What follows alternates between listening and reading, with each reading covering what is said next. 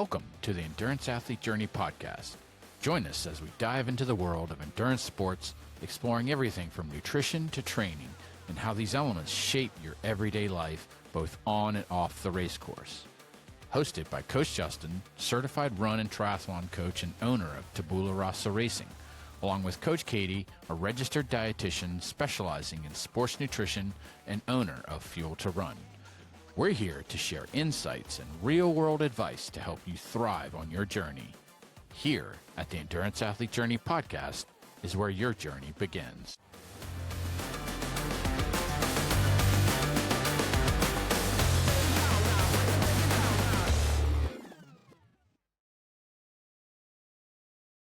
Welcome, everyone, to the Endurance Athlete Journey podcast. I'm your host, Coach Justin. I'm here with Coach Katie. And today's episode is number 67. This is the introduction to strength training for endurance athletes. We wanted to bring this because this is such a hot topic that's going on right now. And I think over the years, there has been this reluctance for endurance athletes to even step foot in a weight room. I know that when I coach, long course athletes and like Ironman and things like that, there's 3 sports that we're trying to master, and we're trying to find the time within the training plan to get in just those 3 primary sports. I know that, like, for Katie, when she coaches and when she trains for marathons, these are we're talking 60, 70 mile weeks. And so that's a lot of time that is involved with not just executing the workouts, but the recovery time that's going to be needed between efforts, the nutrition that comes along with it. And now people are starting to say, well, now you got to strength train. So it's hard to find the space and the time within the training plan, because we're not professionals. This isn't the only thing that we do. So we have life that's outside of training. So we wanted to bring you kind of this introduction on how we think of strength, how we implement it in our plans, and what we would encourage other athletes. So we're going to keep this a very, very basic episode. We're not going to get into different methods and execution strategies for strength training. We're going to save that for another conversation going forward, because this isn't going to be the last time that we talk about strength. And I think I agree with that, because it is a major component of my own personal training plan. So we wanted to bring you this introductory talk on strength and how we view it, why it's important for you to consider incorporating into your training plan, and as other things that you have to consider on why it's important, maybe some of the risks that are carried along by including it into your training plan, because it does carry its own kind of risk profile, just like, your primary sport has its risk profile as well. So we wanted to just bring some of these things just to start the conversation. Again, thank you guys so much for joining us. This is episode 67 of an introduction to strength. Let's do some of the housekeeping. If you are enjoying the content that is coming out from the Endurance Athlete Journey podcast, please, we hope that you will consider leaving a comment and a review wherever you're consuming your podcast materials, whether that's Spotify, Amazon, iTunes, YouTube, what have you. Those are greatly, greatly appreciated. We decided from day one to not monetize this podcast, so we don't have sponsors, we don't carry ads, nothing. So all of this stuff, it comes out of our own pocket, but we do this because we love it. And these comments and reviews help broaden the reach of the podcast and help others find it as well. So we thank you guys for taking just a few minutes that it would take just to click on whatever stars that you want and a brief comment. Those are greatly, greatly appreciated. We're also trying to grow this community on Facebook. So we have our own private Facebook group. It's the Endurance Athlete Journey podcast group that is on Facebook. All you have to do is answer one simple question and we'll let you right on in. This is where we are starting to push out some additional content as we're both writing blogs and things that are supporting some of the podcast episodes that we're doing. So if you want to get in on that conversation and see some of this additional content, or just be able to connect with other listeners from the podcast, or connect directly with us, we hope that you would consider just going out and checking out this group. We are also active coaches, so we're taking on athletes onto our rosters. We are recording this. This is it's the end of January of 2026, but we are both carrying some empty spots on our roster. So if you're interested in coaching, we hope that you will consider one of us as your potential coach. If you want to reach out to Coach Katie, who specializes in running and any dietetics spanning all the sports. You can go to fuel2run.com and you can reach out to her. If you're interested in multi-sport or single sport, I do triathlon, running, cycling, swimming, endurance hiking, or what have you. You can go to tabularossaracing.com and you can reach out to me. Both of us have tons and tons of stuff on our website, blogs and additional content that we've put together. So we hope that you will go out there and check us out, check out our coaching philosophies and whatnot. So thank you guys for taking that time. Let's get rolling into this episode. So how have you been feeling, Katie? It's the end of January. It is currently 19 degrees here in Virginia, from where I am, and it's brutally cold, and I refuse to go outside. So I show you a picture of like the outside because we still have snow on the ground, and I'm a fairly larger individual, and I can walk on top of the snow and I don't sink in. So there's no footprints in the snow because we can walk on top of it. So, how are things going on out there in Colorado? It's not snowy or as cold. We had a big cold front last weekend. All the snow melted. This kind of happens a lot in Colorado. We get snow and then it warms up and then it melts and then we get a lot of like varying weather, but it's a little bit windy today, so not fantastic, but definitely not as cold. So I'm not going to complain too much about that. I'm more just this time of year. I think it is just the mornings are cold. Like this morning when I went out and ran, it was like a freezing mist or like a freezing, what did they call it? It was just a fog, a freezing fog. So I couldn't see much. Everything was kind of cold and misty and trying to run in it. And there's a little bit of a breeze. I don't know. It's just, it's like, and then of course I finish and it like everything goes away. It's sunny and nice, of course, when I'm done with my run. But, it's just that time of year where you're just trying to find the motivation to go and get out. I'd rather be outside than on my treadmill, so I try to go when I can. But, I think everybody's experiencing that. So, but February is definitely we're heading into February, and I'm like, I know this is traditionally a hard month for me, so I'm trying to just hang in there. Yeah. That's the goal for the month, is just hang in. Try to get the workouts done, just hang in there. I know there'll be some rough days, and you just say, I know that there's a light at the end of the tunnel. In March there'll be some, not that it's going to be perfect, but there'll be some nicer days, so I'll be hanging in there for that. Well, yeah. Same kind of as you, just True. Yeah, I was on the trainer today because typically this time of the year is when I would do my long rides out on my gravel bike and just go out to one of the rail to trail parks and just go out there and just pedal away. But there's way too much ice, there's way too much cold, and it's not worth it. So I was on the trainer today for 2 hours, just kind of just pedaling away. Just getting the work done, staring out the window. Yeah. So hoping for warm weather eventually. Yeah. Eventually it'll show up.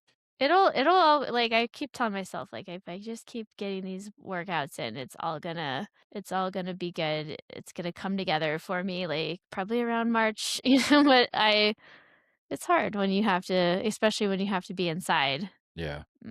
But it's good. You'll thank yourself later.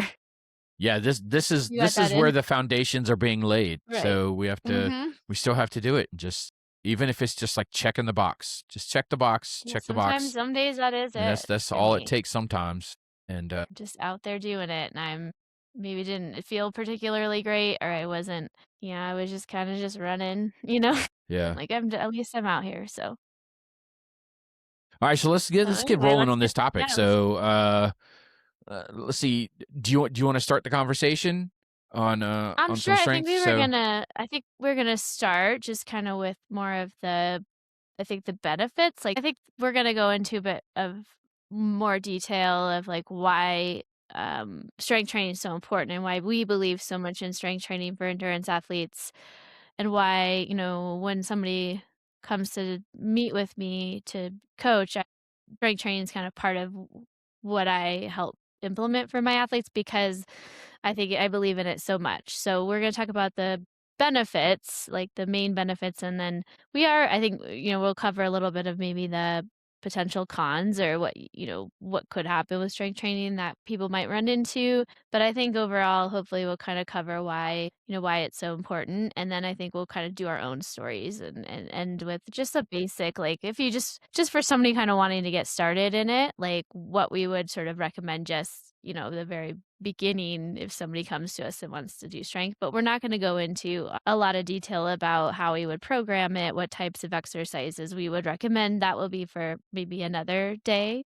Today's just more of like why, like our own story and kind of why we are so adamant and passionate about strength. Because I think, and both have our own kind of background in it too, why we sort of started doing strength training ourselves. And so I think that's important part of the conversation. Let's start out with a bang. Like, what do you think is like the number one reason you would recommend strength training? Kind of what's happening with endurance sports and why isn't it enough, do you think, to just run and bike and swim?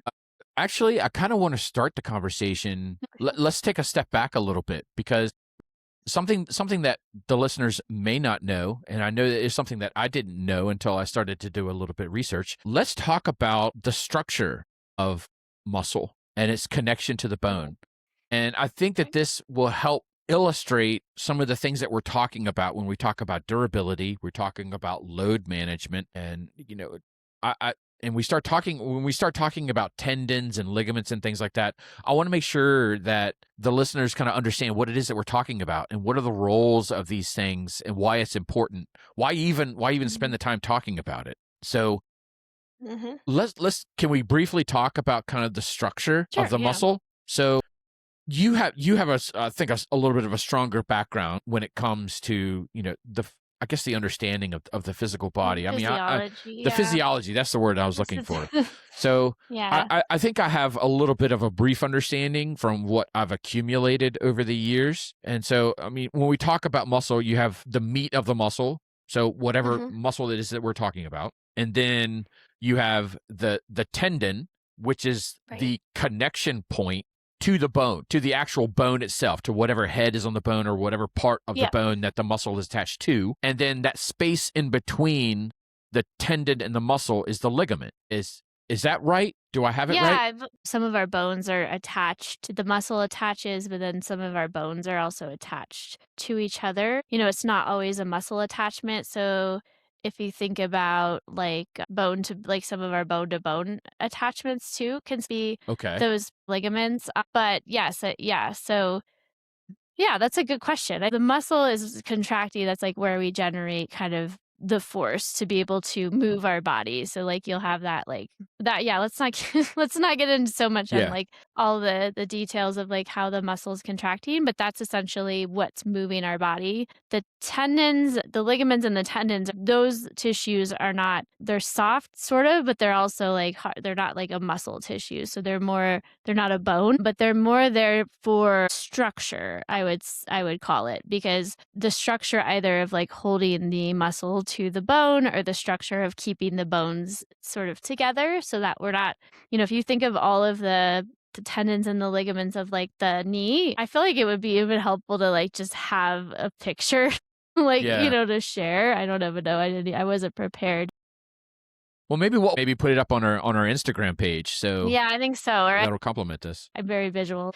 Plus, then you have like the muscles. So you have our quadriceps and then you have the tendon. So the muscle, the meat of the muscle then sort of becomes a tendon. It's attaching to the femur. So like you have a lot of different like attachments that are either holding our bones together or holding the muscles to the bones. So I hope that makes sense. So it's like the tendons are more like holding the muscles to the bones, and some of our ligaments are actually just holding the bones together. Yeah. If Okay, that makes sense. sense. So if you want to remember anything about ligaments and tendons, they're the structure that's kind of holding the body together. Yes. The muscle isn't so much structural, it's more the force, like the force of our body to be able to like move forward or sideways or run or do the things we want to do, that's all coming from muscle. So I think that's probably, without getting too much into like a lot of detail, I think that's what I would say. And then if you think about bone, that's also structure. The bones, like without our bones, we would just be a blob on the floor, Yep. right? So the Or bone is also without the structure muscles, a we little would bit. just be just a skeleton, like just the bones. The bones would not move. So the reason that I think that this is so important is because the muscles are what allows, I mean, puts yeah. movement to the body. So it's what I mean, the moves the muscle, bones. yeah. So The muscle has a little bit of a structural component too, I guess. So we kind of need all of these things for structure and to be able to like move, right? So structure and then the ability for our body to even move in any direction or do anything. So that's kind of where how I would classify that. So we don't get into too much in the weeds on all of that. So when you Yeah. have these areas of weakness or overuse to a certain extent, it's clear to understand why this is important because as athletes, our body moves. And without the ability to have controlled movements, we wouldn't be able to do what it is that we do. And so I Uh-huh. think that's why it's so important that we at least have this conversation is because if we're not able to control movement, then you either get to a point where you just become extremely inefficient or you get to the point where you just become, I don't know how to say this, like you just can't move freely or you don't have that bit of control. Then not only is there an efficiency issue, but there's a tendency to have an overuse issue because certain things aren't working like they should, which requires other things to carry the load that they're not designed to carry. And that's how you get Right. these overuse injuries. And if you're an athlete who continues to have these kinds of problems where you experience, flare-ups and these overuse injuries, it's not necessarily a bad training plan that is what the cause of the injury. It could be just the fact that you've just got some kind of inefficiency or asymmetry in your strength that is not allowing certain muscles to engage like they should. And it requires other muscles to kind of step in and pick up the slack. And so I Uh-huh. think that this is why this is such an important conversation because this is what we mean by durability and consistency. And Right. without this, we wouldn't be able to see progress. We would just become stale and we would never grow. We'd never get Right, well, stronger, and we'd I never think get faster or anything. yeah. I think it's important to kinda talk too about how, like, muscles and ligaments and tendons, like, how do they get stronger, right? I think it's pretty apparent, like, when growing muscle, we need well, maybe not, maybe people don't quite understand that, like, in order to build muscle, you have to have a stimulus, right? Like, Yes. you can't just I think, unfortunately, like, if we all just ate a whole bunch of protein foods, Yeah. we'd all be bodybuilders because most Americans are getting enough protein generally. I mean, maybe there's exceptions, but most people are meeting their at least basic protein needs. And none of us are bodybuilders just from eating protein because they're, that's not how it works, right? We have to have a stimulus to build. And so, same with tendons and ligaments, they actually can get stronger. We can strengthen those. They're a little bit harder. It's not exactly the same always as muscle in the sense they don't get bigger, but we can strengthen those tissues a little bit. And so I think that's important to remember is that, in order to get those men's tendons muscles stronger is that we have to have something to kind of stimulate that. But also like I think along with that, I think there's like a misunderstanding sometimes that like the endurance activities that we do are somehow always going to be like or are a stimulus for these different things, like so running, for instance, I think there's like a misconception that like, oh, runners have a lot of pounding on their bodies, so that's enough to stimulate bone health or enough to keep tendons and ligaments healthy. And that may not always actually be true because of the way our body sort of gets used to a certain stimulation. Sometimes the stimulation has to be novel, or we have to sort of do something, stress the body a little bit beyond what we're used to in order to get that adaptation, right? That's, kind of what we do with our training anyways. We do different types of workouts and different things to sort of stimulate adaptation or to get that adaptation. But oftentimes that's just like an aerobic adaptation. It might be slightly muscular that we're maybe changing the muscle fibers, or we're doing something to add mitochondria or something like that in the muscle, but it's not actually generally growing more muscle. We can't really do that very effectively through endurance exercise. So in general, the adaptation we're getting with that type of training is different. It's not a muscular in the sense of building muscle or having our muscles get like necessarily stronger.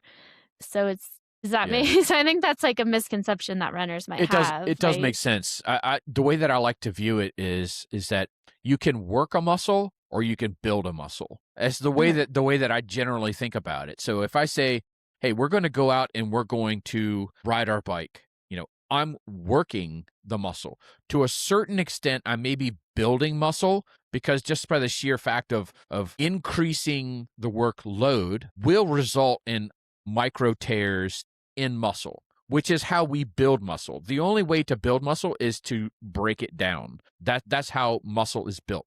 So you get these Uh-huh. small micro tears into a muscle, and then the body sends nutrients to repair those tears. Well, when they're repaired, they get bigger to a certain degree. They're They just get enlarged. stronger or bigger. Not So always bigger, but yeah, you can stronger increase would be the strength or right. you can increase mass, Mhm. the way that you can look at it. So, if I go out and I run the same route at the same pace every single day, I'm working muscle, but there is a diminishing return to continuing to do that same effort. It's not until I Mhm. do something different that will be enough stimulus to build adaptation and to encourage growth in some way, Uh-huh. shape, or form. Whether we're talking about growth aerobically, whether we're talking about growth strength wise, or skeletal growth, in terms of like the remodeling of bone and increasing its durability and strength. So that's the way that I typically will think about it, is like I can work a muscle or I can build it. You're not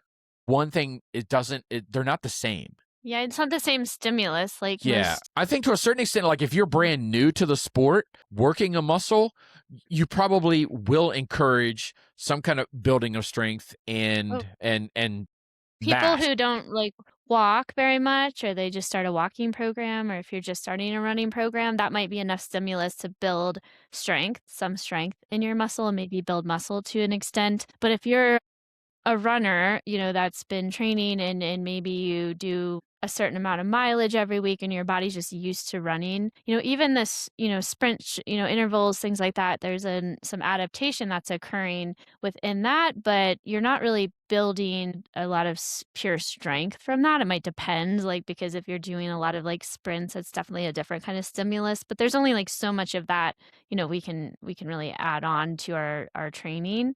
So yeah, I mean, if you're doing a training volume and you're sort of adding different types of stimulus, there is obviously going to be some adaptation, but it's not exactly the same as if you were going to do like a strength training program because the type of stimulus is different. And we also have to remember that with endurance exercise, especially when we're doing like marathons and triathlons, that there's a point at which this becomes very catabolic.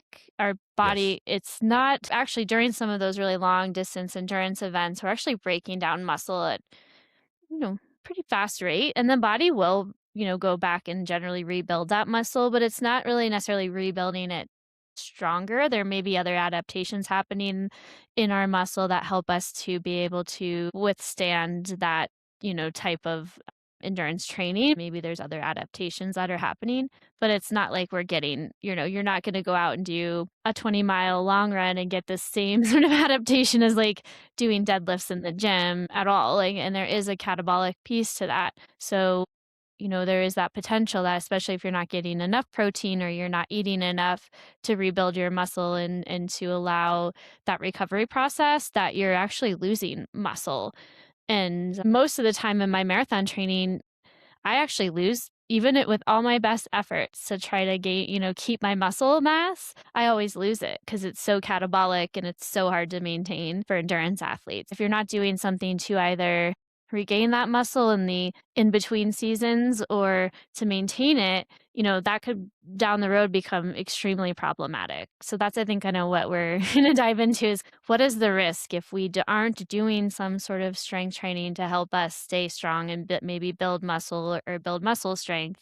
Like what is the downstream effect of that, over time? Because when you're really young, maybe in your 20s and 30s, you're not going to see that too much. Like you're a little more resilient, it's easier to build muscle. I think that's why a lot of younger people they don't see like the benefit. They haven't really maybe had the injury issues as much. Maybe they have. I mean, arguably, Yeah. I think they probably have a lot of the same issues. It's just not as exacerbated as somebody maybe in their 40s. But just remember, like in your 40s and 50s and 60s, we're all like losing muscle. So you could be a runner and you could run every day, but because you're not stimulating the muscle enough, like maybe to even maintain muscle. And if you're running a lot, you could be losing muscle just through that catabolic process. And then on top of it, there's a certain percentage of muscle that's being lost every year after the age of 40. It's kind of depressing. I should probably look up the percentage, but it's not it's not Yeah. it's not good, right? Like we're all losing muscle and it accelerates, after we kind of hit 40 and 50 and especially 60 and beyond. Like, running is not going to help us. It's not going to save us from that.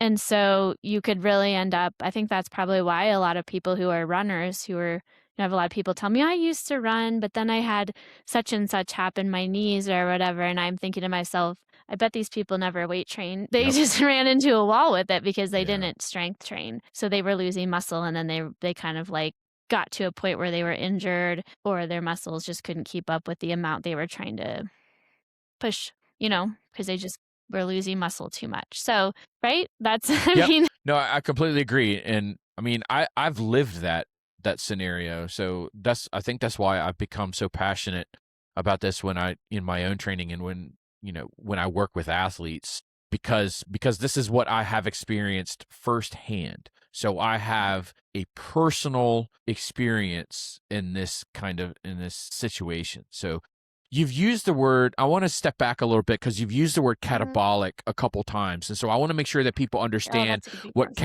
catabolic yeah. means.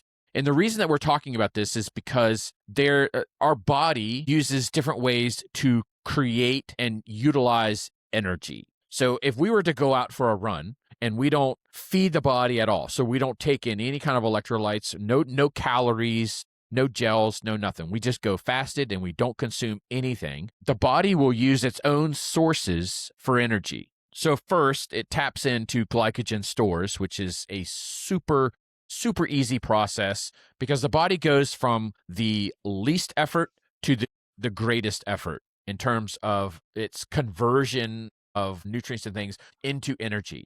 So the least challenging or the most efficient source that it uses first are glycogen stores that the body will turn to for energy. Isn't it muscle before it gets to fat? Because fat is such a No, it will it it go to does. muscle or is it that linear? It's not that linear.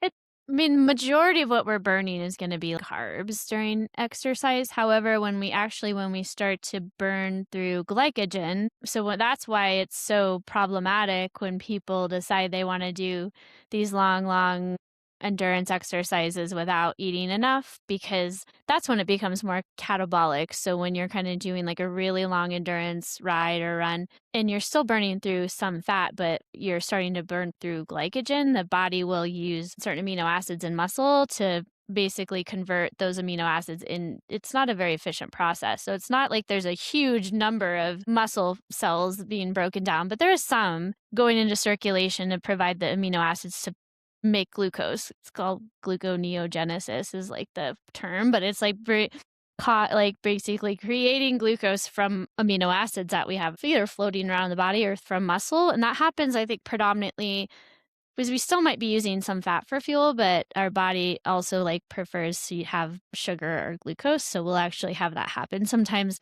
And it happens a lot, like, yeah, when we're just really long, like pretty long endurance exercises. So that's why I say like marathon training, to Ironman training where we're just out there for hours. And it's hard sometimes, even in our best effort to get enough carbs in during, it's still possibly happening somewhat. Some people will take amino acids in their gels, might help some, but it's just a natural process that happens. And then generally, as long as you're not overly catabolic, generally when you do eat afterwards, you kind of replace those. But, I think if you're just training a whole lot and that's happening somewhat often, it may be hard to 100% replace all of that. The body might go in and repair as much as it can, but it can be to the point where you're not in an anabolic state, which is the opposite. The anabolic state is when oftentimes happens when you're strength training and you're maybe eating enough or more than you need, slightly more than you need. The body is then in a state of like building. So catabolic's like,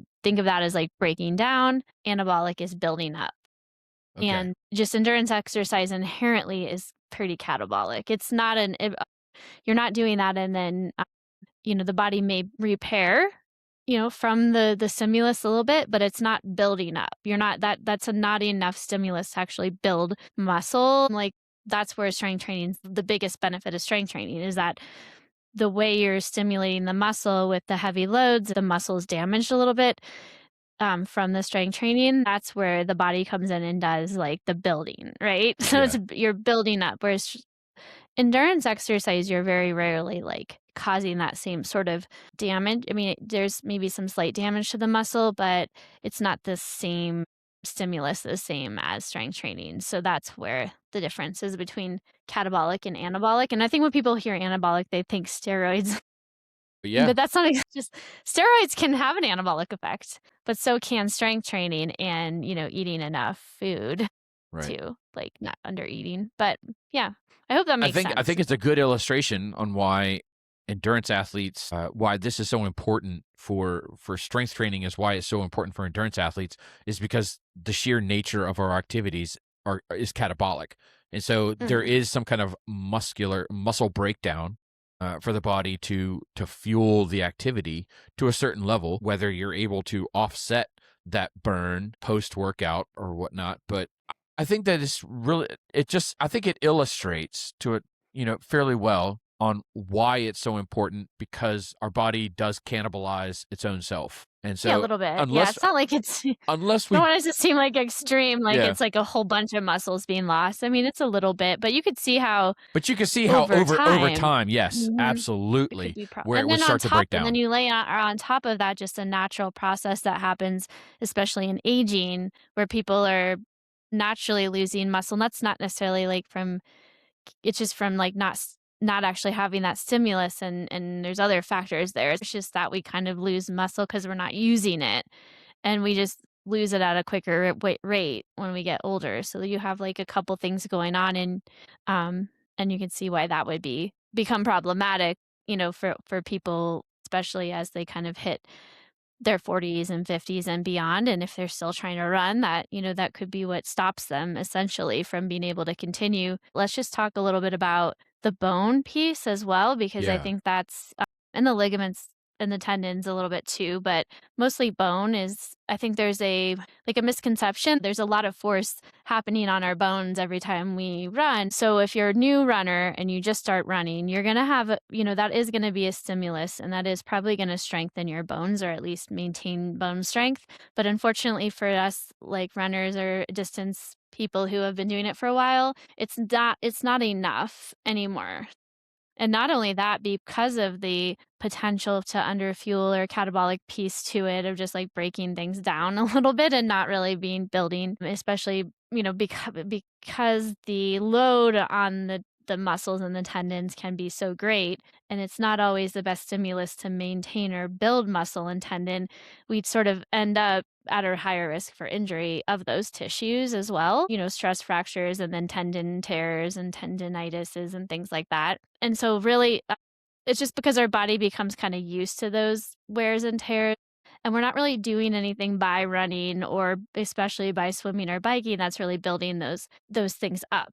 So one of the bigger benefits of strength training is that the load that you have on the tendons and the muscle is enough to like build like to strengthen those tissues. But by adding the strength training in, you're sort of making yourself a little bit more resilient, because if you're doing it correctly and you're not, we'll go into the cons, you're essentially like helping those tissues get stronger and building better resilience so that you don't become injured, because maybe your bones are now stronger, but you have a little bit of that micro damage, and then the body comes in and is like, okay, I'm gonna build these tissues up stronger, right?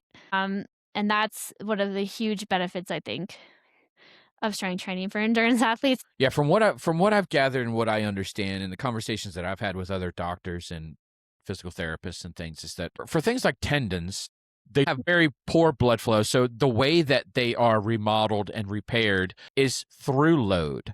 It's not like you can just sit there and rest it and expect that the nutrients that you're feeding your body would eventually get into your bloodstream and it would flow in and remodel the damaged areas, because there's such poor blood flow to those areas. So when you have things like Achilles tendonitis or any other kind of tendonitis that you may experience, your PT, that's the reason that they do what they do, is because those areas are remodeled through the loading of the tendon. It's like the gradual loading. That's the key, is that the gradual load, but it doesn't remodel by rest is what I'm getting and at. you can't, like, that's why if it's like completely severed, like you have a ACL like complete tear, like you have to have surgery. Those tissues will never, there's never going to be a complete repair of those tissues. Unfortunately, that's why those particular injuries are so frustrating, because there isn't very much blood flow.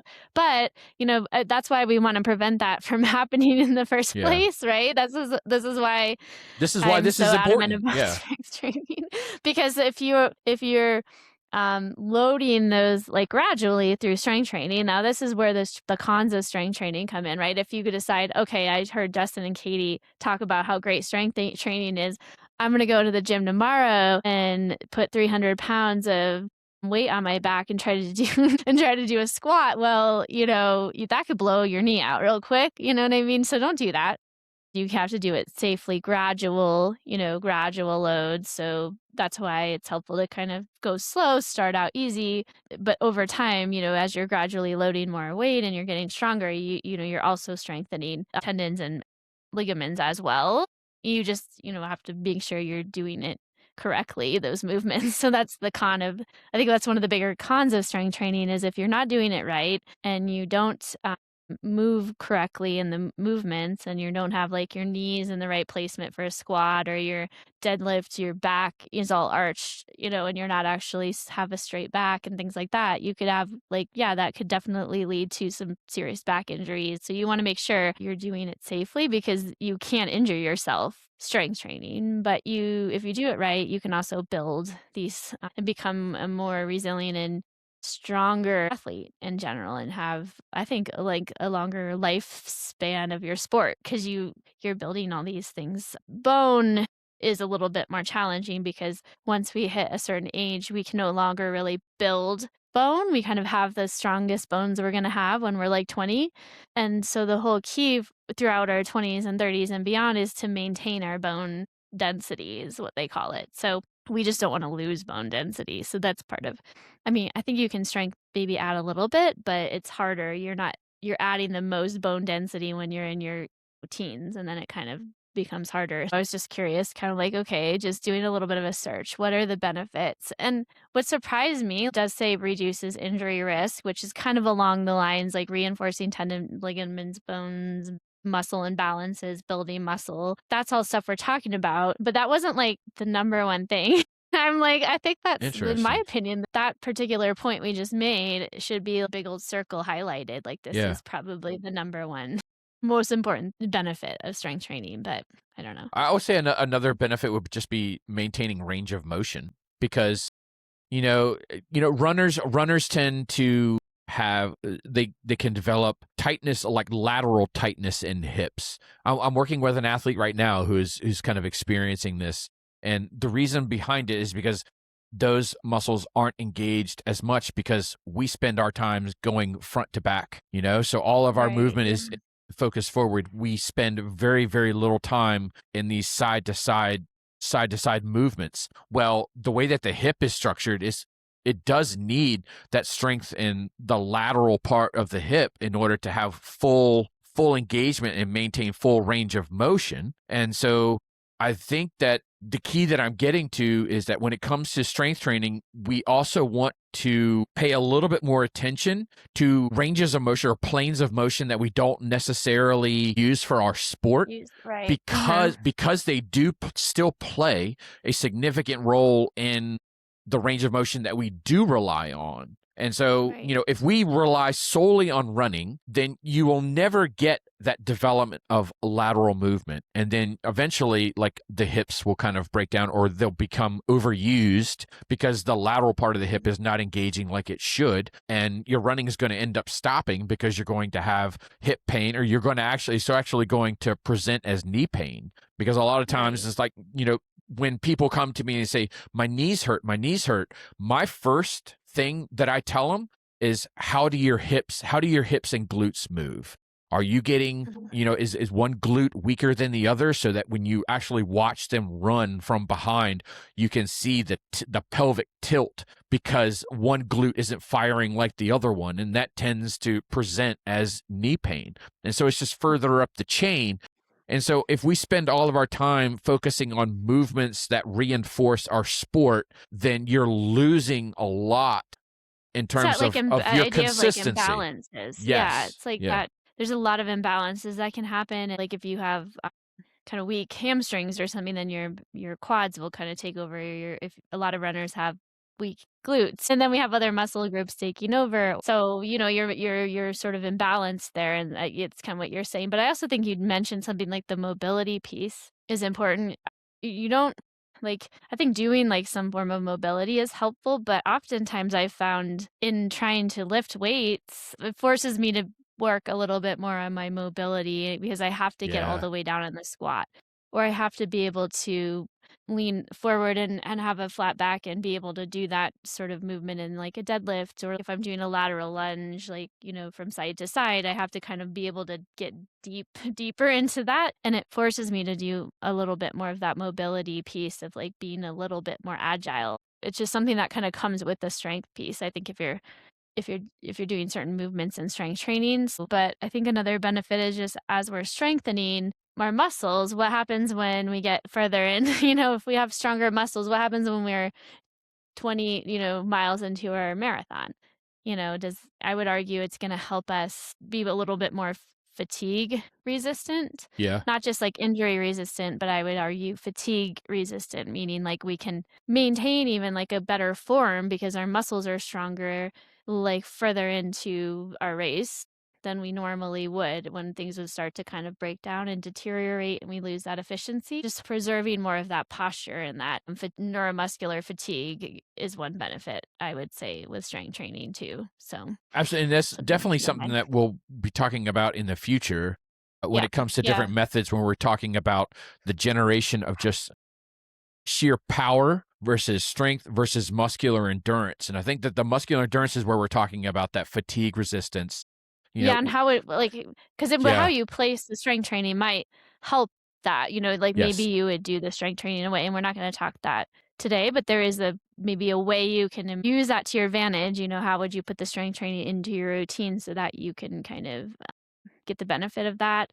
And the power, yeah, you're right. I mean, the different types of strength training you might do might improve power or speed a little bit more than another type of strength training. Even things that are not necessarily strength training, but I would argue kind of fall into this category might be like box jumps or like plyometric type things that help with that sort of improving speed, power, and kind of lumped a little bit into this, but is a little bit different. Yeah. And I think we kind of, the long term durability, healthy aging, I think we kind of hit on most of the yeah. benefits. I think, yeah, efficiency, like there is just by being stronger, by working on those supportive muscles, we can become a little bit more efficient, a better running economy, meaning just maybe when we're actually running, we have a better stride or more strong stride or more power. We have a little bit more power to push us ahead. So we're maybe not losing so much energy by going side to side. Or like you're saying with that hip, if every time you're running and your hip drops, like that's an inefficiency. So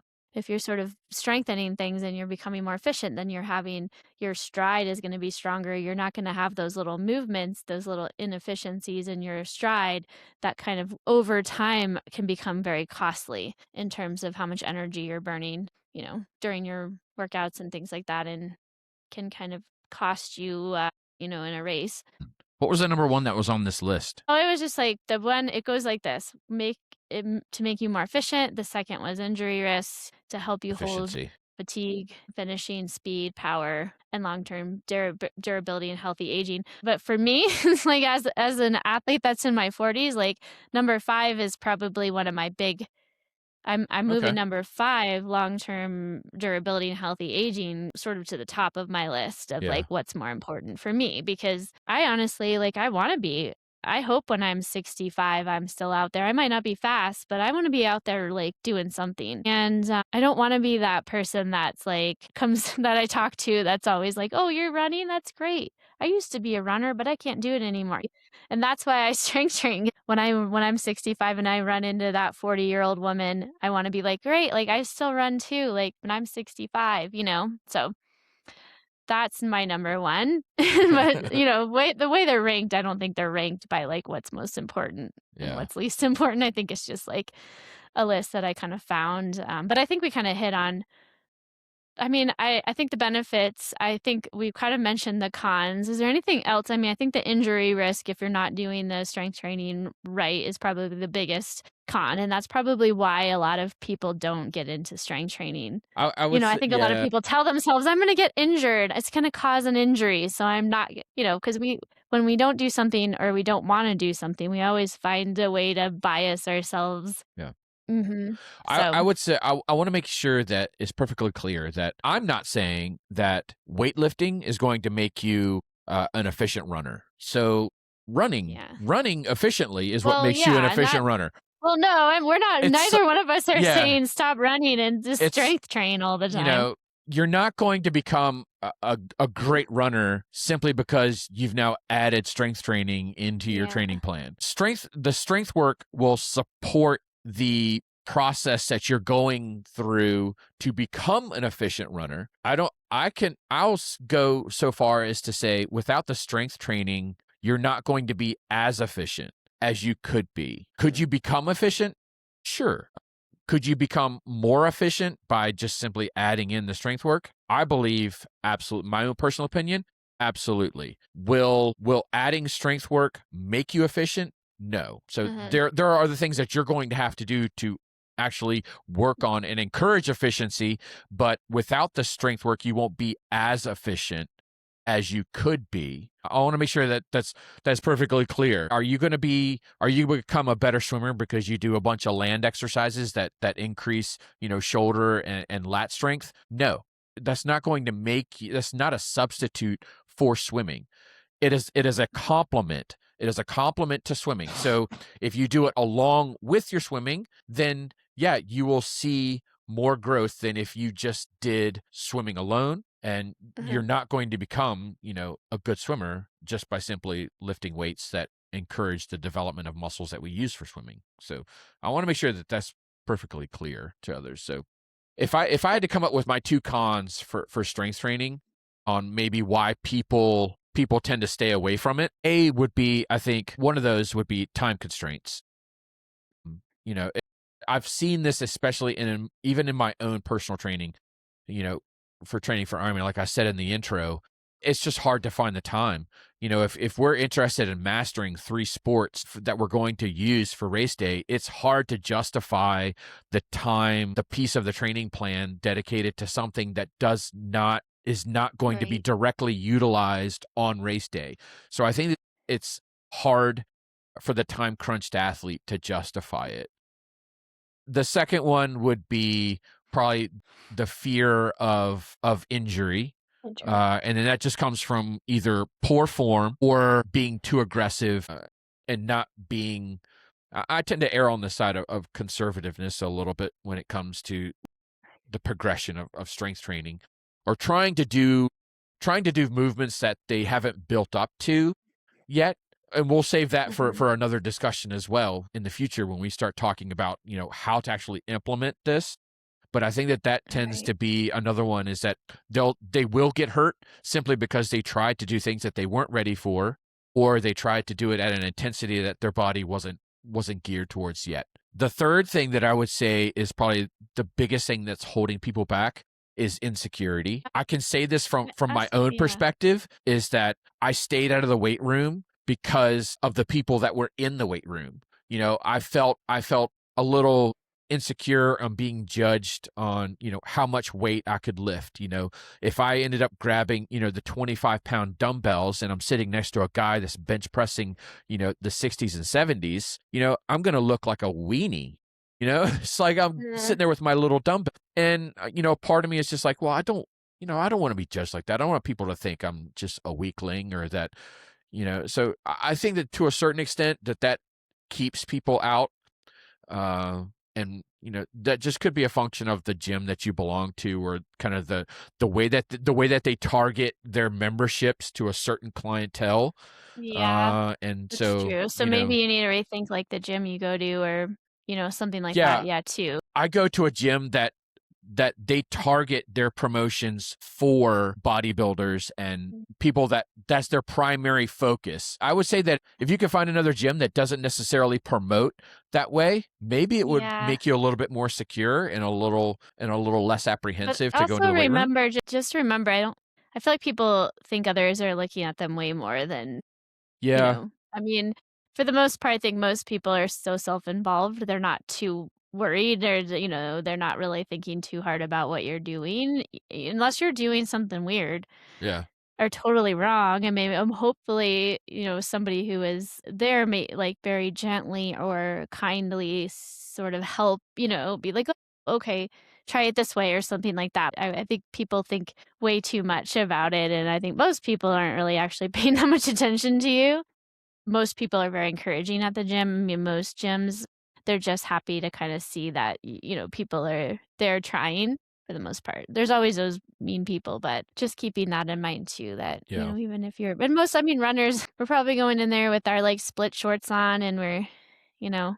it's like probably obvious we're runners, right? So they're Yeah. not going to be thinking we're there as bodybuilders. They're not going to, oh, that's great. I'm glad the runners find, I'm glad that runners strength training is probably what they're thinking. That's my thought. So don't get too carried away thinking about Yeah.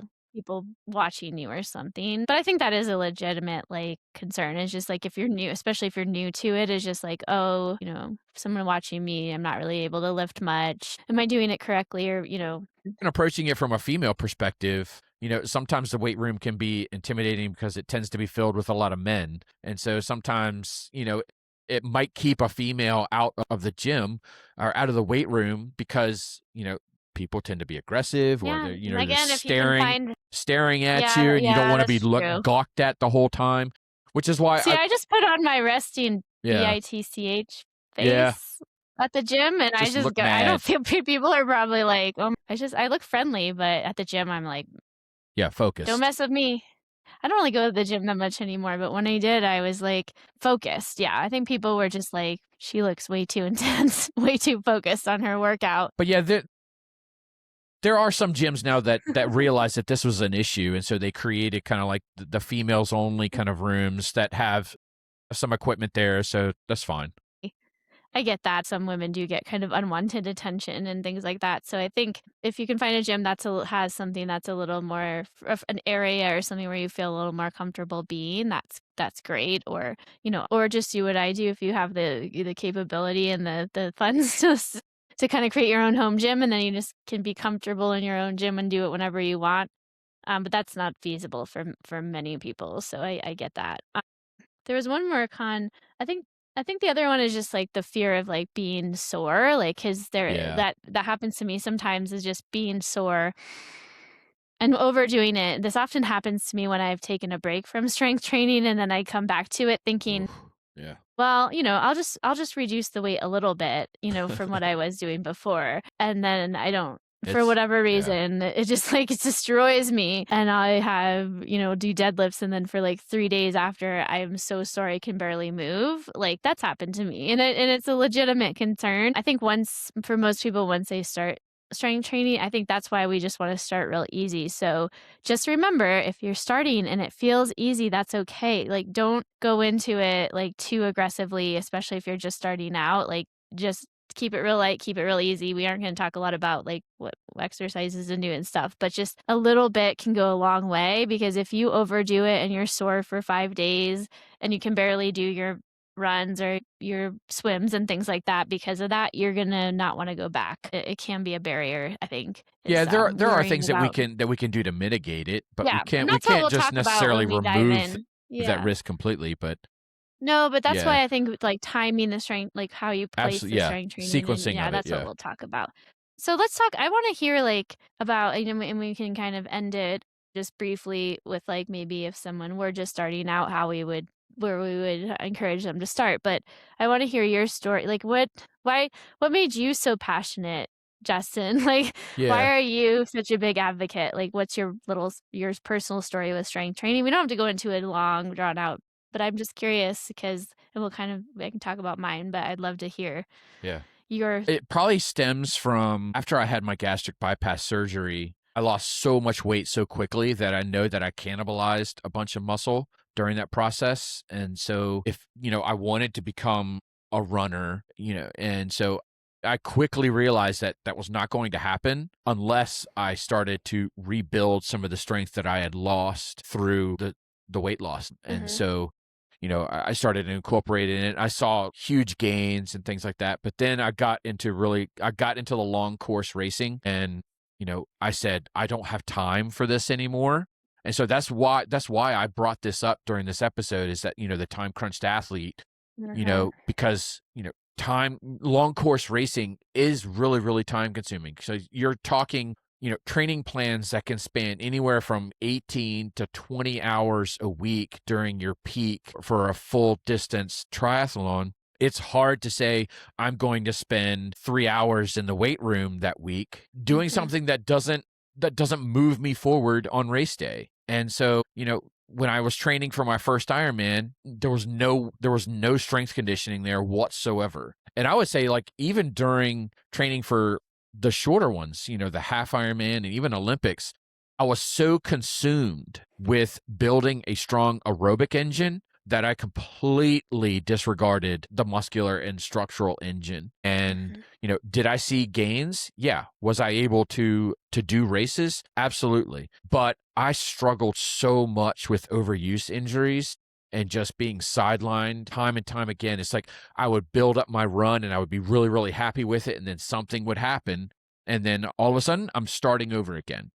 And it's this cyclical approach that I see a lot of athletes have to experience. And I experienced it firsthand is that you spend all this time trying to develop your skill at whatever sport that you're trying to do, but you keep having to rebuild and rebuild over and over and over again simply because your body the cardiovascular engine is so much stronger than the muscular engine that it can't withstand the demands that you're trying to mhm, put on it.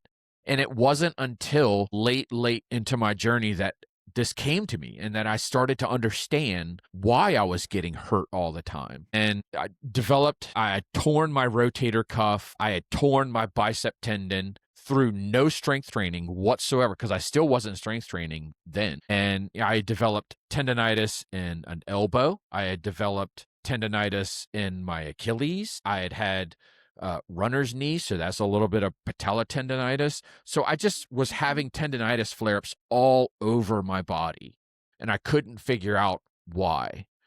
And it started to really kind of dawn on me just over the past couple years, right after I had my rotator cuff surgery, on why I was experiencing what I was experiencing was because I had completely disregarded the other part of the equation, and it was the ability to control movement.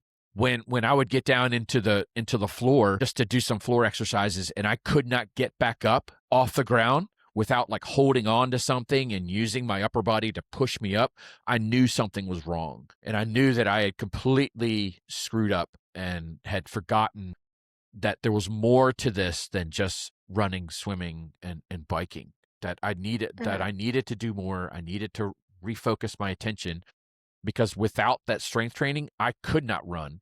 Without the strength training, I can't cycle. Without the strength training, I can't swim. So if I want to do those things, this is a necessary and sufficient condition to be able to do those other three things that I really, really enjoy. Uh-huh. And so, I started to implement it very, very easily and very conservatively into my training plan. Just to get the mobility back, to be able to use my arm again, because I couldn't put my arm over my head because of the shoulder issue that had developed, and after the surgery I developed a frozen shoulder, and I couldn't do anything, and so Mhm. I started to implement this. I was like, I've got to do this. I've got to endure the pain of going through the weight room if I want to get back to doing what it is that I really enjoy, and that's triathlon. And I developed and it did the best that I could with the knowledge that I had for probably about a year and a half to maybe 2 years. And when I wasn't seeing the gains that I really wanted to see, I was secure enough in myself to know what it is that I didn't know. And I reached out to somebody that I felt comfortable with, and I was like, this is what I'm doing. I'm not seeing the gains that I want to see. Can you help me? And I turned over my strength training to him, and Uh-huh. he's been a godsend. I love working with him. He develops the plan, but we don't like communicate back and forth. So it's not like there's like this really like coach athlete relationship that we talk about so much. I'm using him to learn more about the sport of strength training that I just don't have the time to invest myself in accumulating. So if I can learn from my own experiences, then I can say, so this is how I proceeded with it. I understand the theory and I understand the logic behind it. Now I can kind of take this and just introduce it. I'm not doing anything Mhm. like way like elite or even, aggressive with my own athletes. I was like, Right. let's start laying the foundation. I've got enough experience now firsthand to kind of understand how to lay the foundation, which is why, in our kind of like our year-end review podcast that we had done a couple episodes back, we talked about both of us wanting to go and get our strength and conditioning coach certifications, and it's something that Right. I'm still working Yeah, I towards would love to do. I'm because hoping it's this like yeah. later this year we can kind of get that. Well, after I get my CSSD in April, hopefully I'll be rearing ready to get more because I'm like excited about it and excited about kind of finally getting these certifications I've been putting off for a while now. But yeah, I agree. I think that's helpful because like your journey into it was a little bit different than mine. I feel like for years, I mean, I did college, I ran in college, I ran in high school, and then after college, I really didn't do much strength training. I even did like the triathlon team at CSU, and you know what, I think I did some strength training, but it was like willy-nilly. Yeah. You know what, not like it was like I would go to the gym. I had like a membership at the rally sport that isn't there in Boulder anymore, but I had a membership there because of their master swim program, and it was a great place. I kind of miss it, but they there was like strength training stuff, and I would just sort of do the motions of some strength. Because I kind of had some knowledge from college. My undergrad was like a kinesiology, which is kind of like a human physiology major. So we got some of the basic stuff about like strength training, but it wasn't that in depth, honestly, on just that focus. So I kind of just would just do stuff, but I don't think it was ever, I didn't have a structure, I didn't have a plan.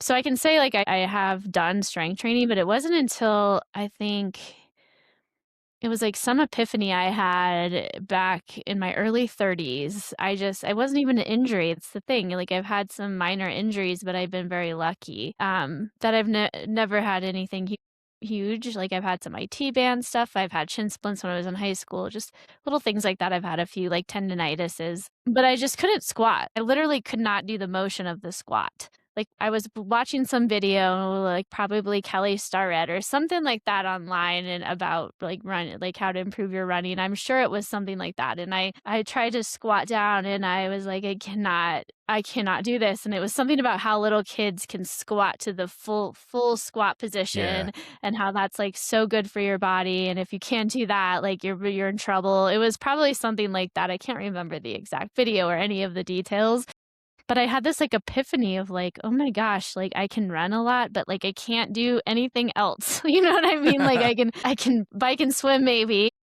I maybe can ski, but I can't do anything. I'm not strong and I can't move my body very well otherwise. And I'm like, it was just like this. I think maybe it was just being in my early 30s or this knowledge. I mean, was I do have a background in exercise science and nutrition and just kind of that knowledge that, okay, this is going to be good when I'm older, you know? So I needed something to do that was different. I think I was kind of like, not burning out of running, but I want to try something different. So I did CrossFit. I just signed up for a CrossFit gym because I was like, I just want to be able to squat better. And the guy that I signed up, he was very knowledgeable, luckily, because I don't know, CrossFit has a bad reputation, but if you find the right gym, I think it can be okay. You know, like I think there's a lot of benefit to it potentially. But I went there and I just started doing the workouts, and it introduced me to like a little bit of the Olympic lifting movements and just lifting heavier barbell lifting, which I had never really done in the past. And I thought it was so phenomenal. It was a different stimulus. It was fun. And it was like every day was a little bit of a different type of workout. And so I really actually liked when I was doing that. And I mean, when I was incorporating the CrossFit, which isn't just strength training, they also had like a strength training component to it where you could do barbell stuff. So I did that and the CrossFit. But I had some really good running during that time. And I did my 50 miler combining CrossFit styles and strength training and never running really more than 50 miles a week. So I feel like, you know, like there was something beneficial to what was going on there with the strength and that sort of movements. But that's what really gave me the fire to like, okay, this is fun. This is different. I actually kind of like strength training. And I actually took a little bit of time off at one point right before I had my son and did only powerlifting. You know, I actually, for like a very brief moment in my time, I never actually competed. So you can never call me a power lifter that I ever actually did anything with it, but because I didn't get to that point. I was actually training for a powerlifting competition. And then I got pregnant, and it's kind of like, well, I probably can't do that now. I mean, I can still lift, but I probably shouldn't try to lift the heaviest I can. So I had to kind of put that on the side. But I was like, I stopped running. I was only running like maybe 2 miles a week, literally. I would just go out and jog down the road occasionally, and I was lifting twice a day. So I like in that whole period, I learned so much about strength training through where I was going to the gym. This guy, Matt, he used to own something called the Persistent Hunters, and he had this great situation where he'd have these group classes and he would tailor my workouts, and I would go there and I would loved it. And then I ended up getting pregnant, and then COVID happened, and so in that time frame I actually accumulated over the past like 5 or 6 years a bunch of workout equipment at home. So I'm really lucky to have the ability to work out at home. But I've kind of taken everything I've learned from that experience, and now I just build my own strength training program for myself. So it changes throughout the year depending on when I'm in my marathon. I'm just maintaining strength versus building. Right now I'm kind of finishing up a building phase through February, and then I'm going to be maintaining.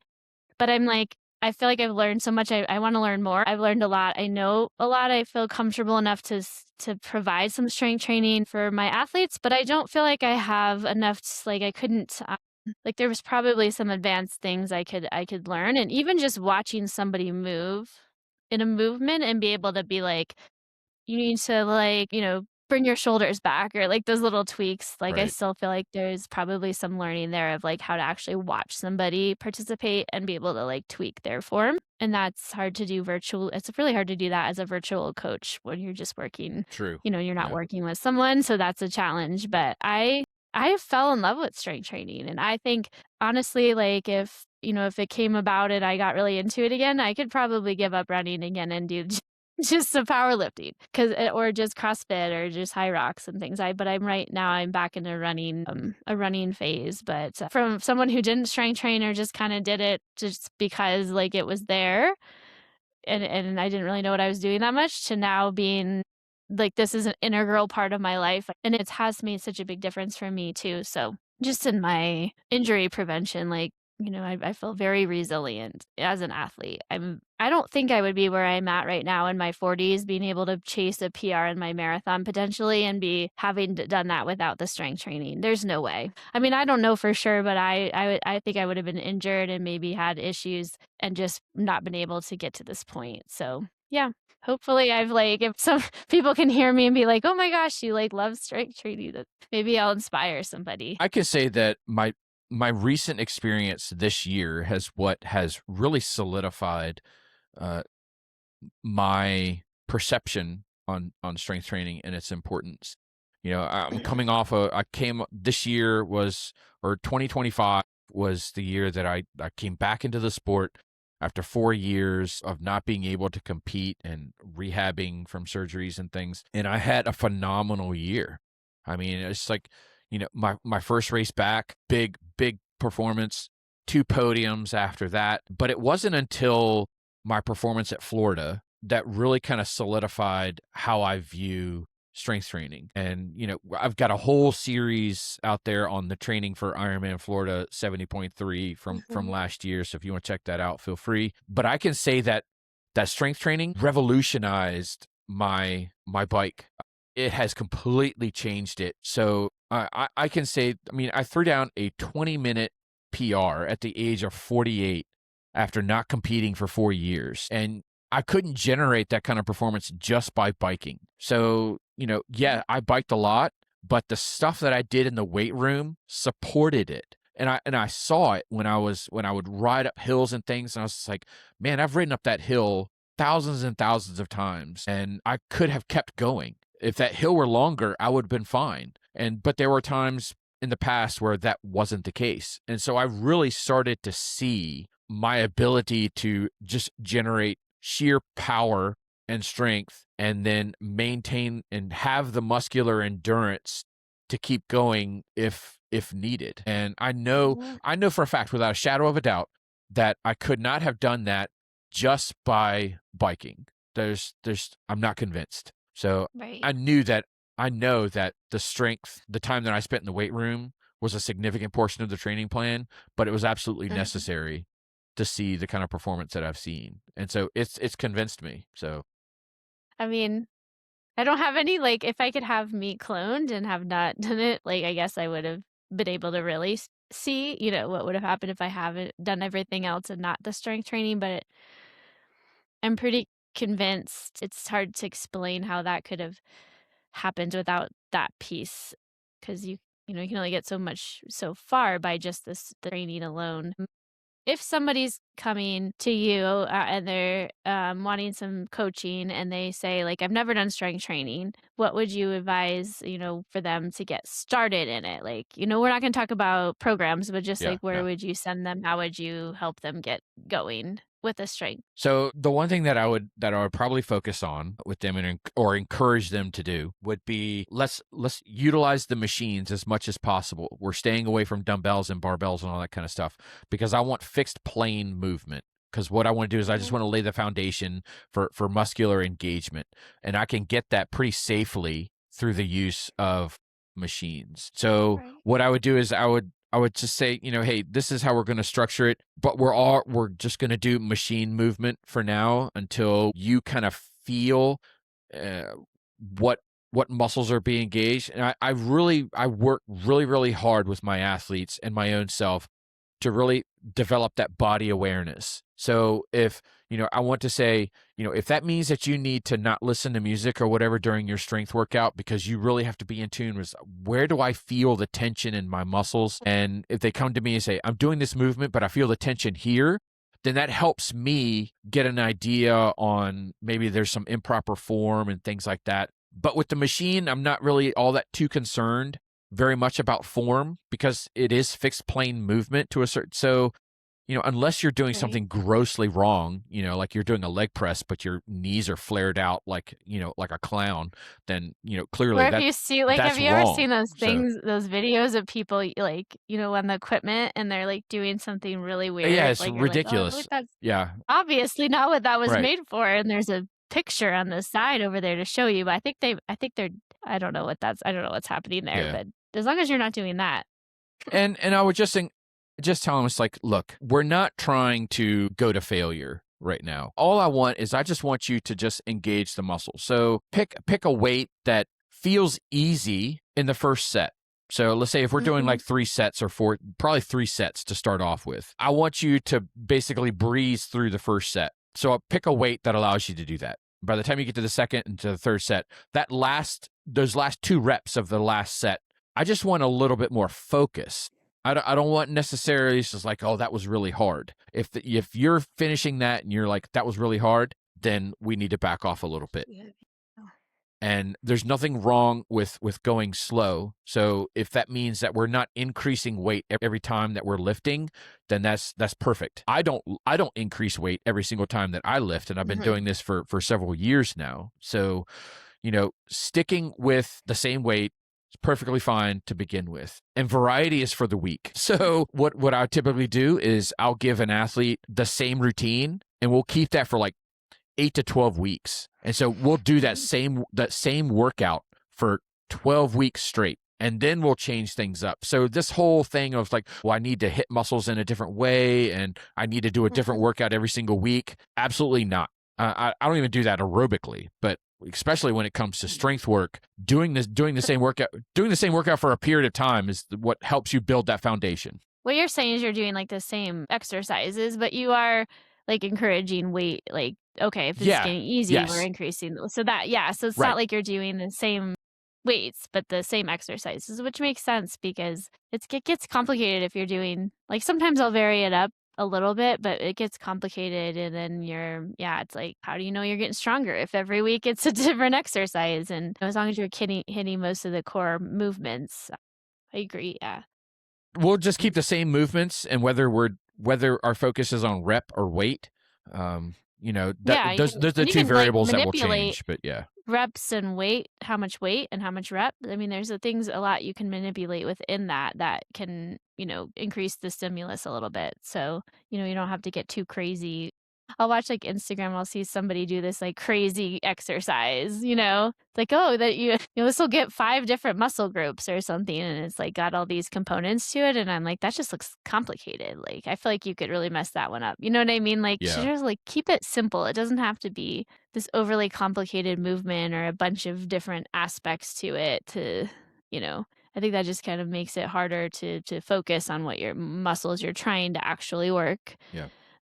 So And try for to stay away from those influencer types that like yes, give you these complex, weird, different exercises on Instagram, and I don't know, like, just yeah, simple movements, simple basics, the powerlifting kind of basics. Don't get too in the weeds is what I'm trying to say. We don't want to get too much in the weeds on this one yeah. either I because we wanna want to talk about it more. But I wanna keep it simple, the and other well yeah. rounded is Right, what we want. yeah. So I'll Hitting different groups, yep, yeah, you don't wanna be too t not no t super complex movements, at least initially. The other thing I was gonna say too is if you don't have access to a gym and or you're just really you're very intimidated by the gym and you just aren't gonna do it. Like, I'm not, somebody out there might be like, "Nope, yeah, like, I don't wanna I do get it. that." Then I would say, like, well, there may be eventual need to go to the gym because you can only do so much with body weight and bands. But I do start a lot of people, especially my women who are a little intimidated by the gym or just have a time constraint, and that's the issue is just getting to the gym. We'll incorporate body weight movements and band exercises, so I'll recommend certain bands, and there's a lot you can get done with bands actually if you do them correctly. And so that might be a starting point, and that actually for some people who are just starting out is enough to start. That's enough of a stimulus. It's just when you get to a point where you start to get stronger, it gets a little harder to really build the strength with, just body weight without adding some sort of dumbbells or something. So, but yeah, it is possible to just start pretty simple, even if you don't have the equipment and you don't want to go to the gym. So don't even let that be your barrier, Yeah, please. bands are great. Yeah. They also have like a TRX systems that you can Oh yeah, you can purchase, do that. which all you need is just be able to mount it to a wall and just create the Right. anchor. And the system that they have allows for a lot of different leverages and a lot of different angles so that you hit muscles a little bit differently. Those are great that Mhm. if you just don't have access to something outside of the Or you can home. buy like a one of those dumbbells, adjustable weight Yeah. ones that you can add or take away weight. If you're just like time time constraint, you don't wanna go to the gym, but you also don't have a ton of room or money to, like, buy all this equipment, to just have a few simple items can be you can go a long way with that, so don't be too intimidated. Yeah, that's where I would start though, either just simple, like you said, go to the gym, just simple equipment, or, starting at home with the just some simple things like bands, and you can go a long way. Well, I So, would also focus on just full body workouts. So Mhm. you're not at a point yet where I know that there'll be people out there that'll search social media and whatever, and they'll find all these different pictures of things on like how to group muscles. It's like, biceps, you were doing chest and Oh, triceps on one day. So yeah. when you're starting out, stay away from that kind of stuff. You do not have the foundation laid yet to do Well, muscle specificity like that. also, So like, that's a time waste in a way, like, I think bodybuilders do that because 'cause they're specifically targeting, like, biceps to build their biceps, but there's a lot of movements out there that you can do that target a lot of muscle like, simple movements that can target quite a few muscles, so I would be hesitant to say, yeah, we're not a bodybuilder, so you don't need to go in 4 days a week and just target, like, your chest and or your back, and then just your chest, your front chest and, that, and then maybe just your glutes, and then, just your quads or whatever, like, target things. You can do 1 leg day, 1 arm day, and just generally target most of those muscles. We're not bodybuilders, unless you wanna be a bodybuilder, and then that's a different situation, but then you're gonna spend hours in the gym targeting each individual muscle group with these very specific exercises. yeah. So, There's justification for that kind of method to a certain extent, but if you're starting off, it you don't have yeah, I would that say definitely not when justification you're yet. starting off. So Yeah. focus on, one movement per, primary muscle group. You'll get some engagement from the secondary muscles as well, but just focus on stuff that you just upper body and lower body, do it all in one session. And that's where we're starting off with. It's not until you Mhm. get a little bit more advanced, or if there's a specific method that we're trying to do, is like we want to build strength and power. So Right. then we may do some like muscle group specific workouts, but Or if you have, like, that's an where I would go. imbalance or something, Yeah, if you like, have I some might some focus on the glutes asymmetry, yeah, or some yeah. asymmetries in your muscle. I do like a lot of single leg or single limb movements, because it Mhm. does reinforce what we do as our primary sport. So I'm a really big believer in that. But when I work with beginners, I do not give them single arm or single leg movements, because Mhm. I'm just looking for them to just get that engagement to start off with. So, if you're like, oh, I need to do single leg presses as a beginner, do not start with the two leg, just a normal leg press, and then you'll work your way up to the more complex movements. Yes, get the movement down. Yeah, and then build in. But yeah, we can talk more about how to build from that basics, when we talk again about strength, but, I think we've, been talking for a while. I feel like we captured Yeah. this topic pretty well, and I hopefully think this we've, was a good introduction and I to the think people, concept. hopefully they understand, the benefits of strength training if they have. I mean, I think there's a lot of talk about it, but maybe we've talked about it in a way with our own stories that maybe resonates with somebody that they're like, yeah, I really probably need to get this started or I need to start strength training. And maybe we've motivated someone or really helped someone, feel like they will finally want to get started. So I hope, I hope that's my hope. I hope so because I mean, One person. yeah, I've looked at the statistics from the podcast, and like our big demographic is the 40 to 50 age group. And so the people that are listening to this podcast, this is why I wanted to bring this to you, because you are at that age now where this is really, really important. Mhm. It's important to start paying some attention to it. If you want to be able to do this sport for more years to come, you have to get a hold of this as part of your training. So Mhm. and as I'm getting older, I'm realizing it, as well. This is why it's important. Definitely. I realize that I think that's both of our experiences have been kind of a motivation to keep going is just really that, age factor and keeping us healthy and understanding that unfortunately it's gonna age is we're all getting older, but the longer we can kind of keep our, muscles and tendons and ligaments healthy, the better we're gonna be. So We yeah. can't run faster than Father Time, No. But like I said, when I'm 65, I know I'm not gonna be speedy anymore, but but you if want to be I'm able just to do out it. there doing it, like, and at least doing some movement and hopefully still running in some capacity, like, that's gonna be great, So, yeah, and maybe I'll prove all those people that have told me, "You just wait till you're 50, or whatever, you're Yeah. 60, you're not gonna be able to run anymore." That just drives me boggers. Yep. Like, that makes me I'm like, "Oh, I'm gonna prove you wrong." Yeah. Fuel for the fire right there. Yeah, fuel for the fire, that's why I strength train. All right. So, yeah, we're going to wrap this up. So, this is this has been episode 67 of the Endurance Athlete Journey podcast, where we talked about an introduction to strength training for endurance athletes. If you have enjoyed the content that we've come out with today, or any of the other episodes, the previous 66 episodes that we've come out with, please leave us a comment and a review. Those are greatly appreciated, and we thank you. If you would like to reach out to us through email, you can use the email address is theenduranceathletejourney@gmail.com. That email address is monitored on a daily basis.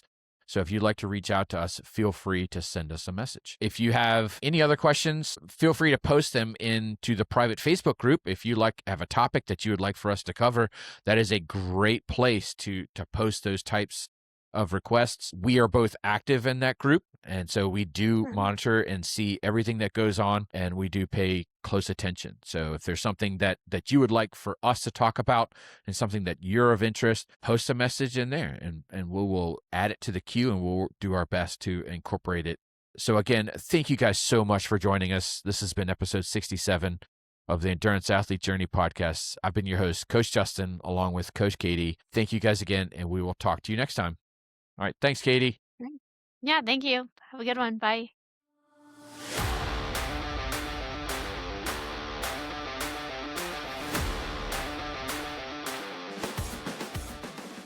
That wraps up today's episode of the Endurance Athlete Journey podcast. Endurance sports have a way of teaching us patience, humility, and resilience, lessons that carry far beyond the workout. Progress in endurance sports doesn't come from shortcuts. It comes from consistency, discipline, and doing the work when it's not glamorous. Wherever you are on your endurance journey, keep trusting the process and honoring the work you put in each day. If today's episode resonated, please subscribe, leave a review, and share it with someone to help on their endurance journey. Don't forget to join the conversation on our social sites to help build and foster a community where we all learn and support one another. We'll be back with more stories and insights from Coach Justin and Katie. Until then, visit the podcast website at theenduranceathletejourney.buzzsprout.com for more episodes from the Endurance Athlete Journey podcast. Have questions or comments about the podcast? Feel free to send us an email at theenduranceathletejourney@gmail.com. For all things coaching, visit Coach Katie at fuel2run.com and Coach Justin at tabularasaracing.com. Again, thank you for listening to the Endurance Athlete Journey podcast, and remember to find joy in the journey.